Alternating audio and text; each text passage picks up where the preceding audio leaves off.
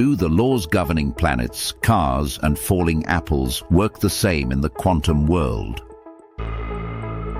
You throw a ball, you see it fly and fall. Everything follows the rules of physics, right? But what if, in the quantum world, that same ball could be in two places at once? It could travel along two different paths simultaneously and only decide which one it took when you looked at it. For centuries, we were sure that the world operated according to simple laws. Every cause had an effect. Reality existed independently of observation, and the future was predictable. But quantum mechanics challenges everything we took for granted. Welcome to my channel. Today we'll try to answer one of the most fundamental questions.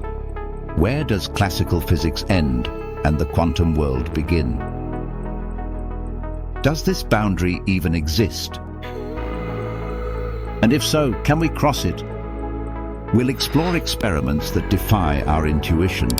A world where balls don't always fall as expected, light behaves as if it has a will of its own, and reality isn't always what it seems. This might forever change the way you see the world.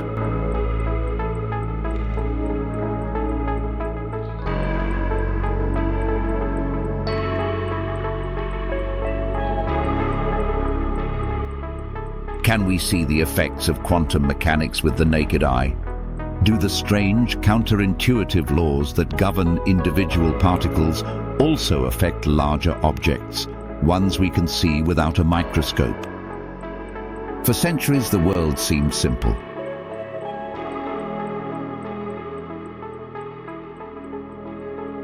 Every cause had an effect. Every force acted predictably, and reality existed independently of observation. This is the world of classical physics, the world of Newton and Einstein. Here the rules are clear and intuitive. But in the 20th century, everything changed. As scientists began studying smaller and smaller objects, they discovered that reality was far less predictable than they had thought. In the world of atoms and elementary particles, completely different rules apply. Particles can be in two places at once, change their state the moment they are observed, and even influence each other over vast distances. Classical physics governs the motion of planets, cars, and airplanes. But quantum mechanics describes the world of atoms, electrons, and light. So which world is real? Scientists are now exploring the boundary between the classical and quantum worlds, trying to determine whether large objects can also exhibit quantum behavior. And if they can, it could mean that our entire reality is far stranger than we ever imagined.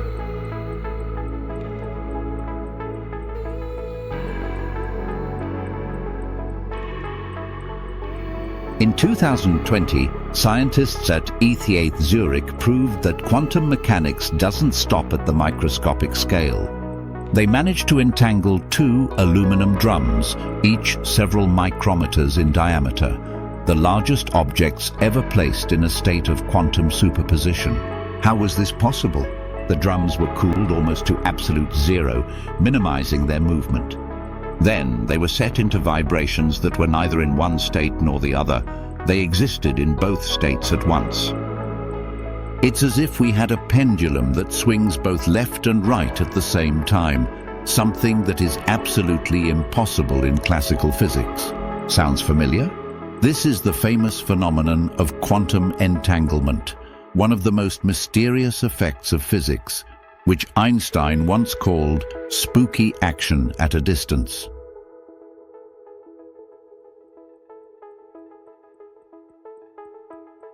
Experiments like those at ETH Zurich suggest that quantum effects could apply to objects much larger than individual particles. If so, does the boundary between the quantum and classical worlds even exist? Scientists are planning further experiments to determine whether this boundary is real or just an illusion?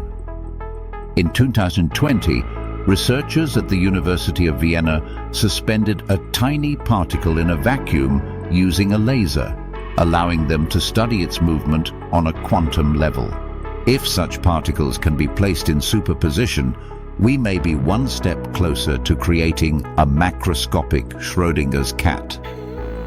In 2018, physicists at Stanford University demonstrated that small membranes could exist in two different vibrational states simultaneously, further proof that quantum phenomena may extend to larger objects. In 2021, scientists entangled two crystals consisting of billions of atoms. If these experiments continue to scale up, we may one day observe superposition with the naked eye.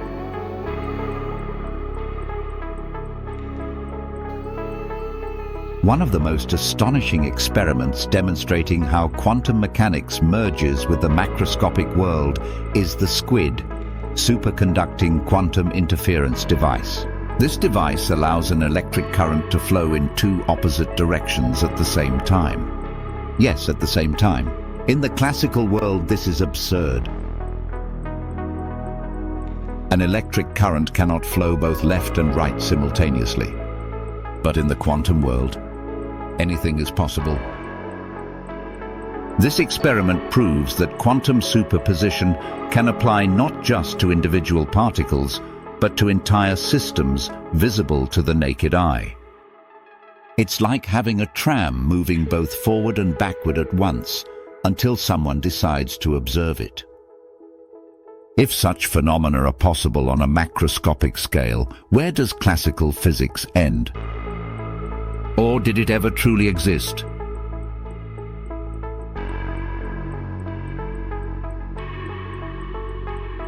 Classical physics tells us that reality is singular, objective, independent of who observes it. But quantum mechanics, it paints a completely different picture. Wigner's experiment, often called the Wigner's friend thought experiment, suggests that two people can see two different versions of the same reality, and both can be correct. Imagine that one person observes a particle and measures a specific value. But for another person who hasn't measured it yet, that same particle is still in superposition, existing in multiple states at once. What does this mean? That reality may not be as fixed as we assume. Perhaps each of us lives in our own unique version of the world, which only solidifies when we observe it. If this is true, then what is reality?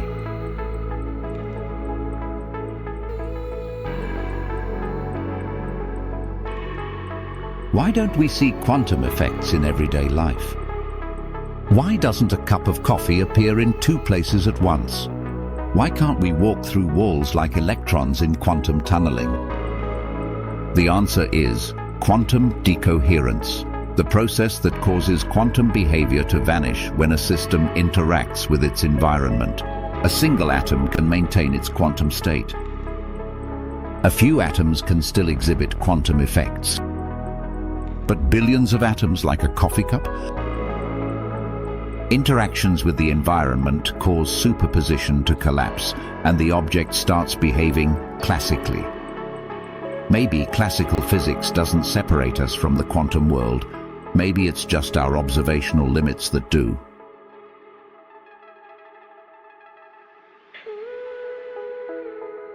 For years, we believed that classical physics was the foundation of our world, and that quantum mechanics was just a strange addition relevant only to tiny particles. But what if it's the other way around? What if the entire universe is quantum, and classical reality is just an illusion, a byproduct of our limited senses and observational tools? What if what we perceive is just a simplified version of a much weirder, more complex reality? Each new experiment brings us closer to an answer. Each discovery makes the boundary between the classical and quantum worlds blur. Or maybe that boundary was never really there. Thank you for exploring this mystery with me. If you enjoyed this episode and want to dive deeper into more fascinating topics, subscribe to the channel so you don't miss new videos. And what do you think? Does the boundary between the classical and quantum world exist, or is it just an illusion? Share your thoughts in the comments. See you in the next episode.